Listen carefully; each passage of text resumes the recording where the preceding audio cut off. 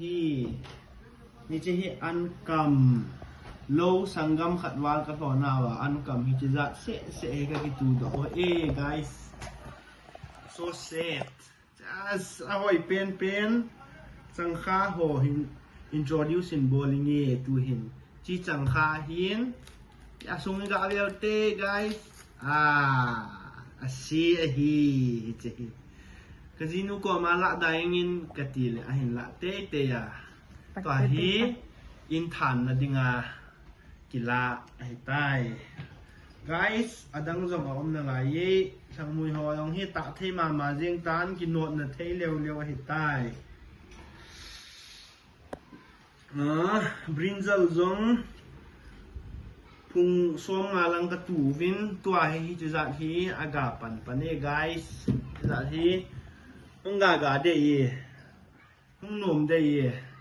guys không nồm đây gì cái thằng mùi cái gì cái pin ra lỏng cả tụ chết phải là không nồm đây gì guys chỉ trong hi begul trong phật bùn á begul trong nhỉ hi khi cả trong asu sao gì thế hi guys kami ho trong hi asengen hi gì guys yung isang mui guys tua hi me hi chikim ka tu hi in tua hi tomato zong punga ham ka tu vin hi first time ka harvest hi tomato ga hi anabeutin tua hi ladies finger zong umin guys ladies finger hi ni guys tanan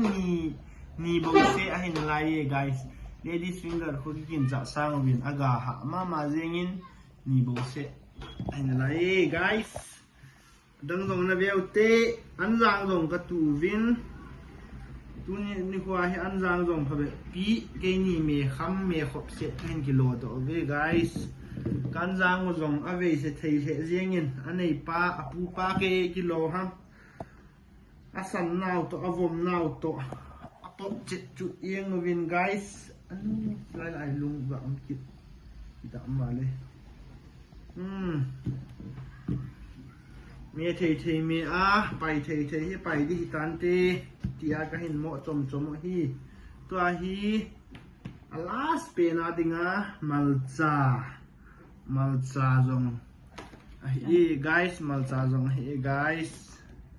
malcha long ka tu hi in sa malcha hi niaw na lai lo thei lo lai hi chi hi ke ho ka lo wa ka bol do mi ding kham tun ha ka kilo do chi za hi tai ka ki guys